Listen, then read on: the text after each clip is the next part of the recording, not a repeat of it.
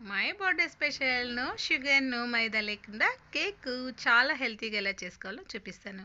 ఖర్జూరాలు తీసుకొని విత్తులు లేకుండా తీసి వేడి పాలు పోసి 1 అవర్ నానబెట్టేసి మిక్సీ పట్టుకొని పక్కలో ఉంచేసుకోవాలి. తర్వాత అయితే ఓట్స్, బాదాంలు అర కప్పు వేసి వేపుకోవాలి. అందులోనే యాలచ్చీలు హాఫ్ ఇంచ్ చెక్క పొడి చేసి అది కూడా పక్కలో ఉంచేసుకొని అంతా జల్లి చేసుకోవాలి. తర్వాత పెరుగు, నెయ్యి, అలాగే baking soda, baking powder, inch salt వేసి మిక్స్ చేసుకోవాలి. వెనిలా ఎసెన్స్ తర్వాత కేక్ మౌల్డ్కి అయితే నెయ్యి రాసేసుకొని కేక్ బ్యాటర్ అంతా వేసేసుకొని పైన గార్నిష్ కోసం తరుక్కున్న బాదంలంతా పర్చేసుకోవాలి.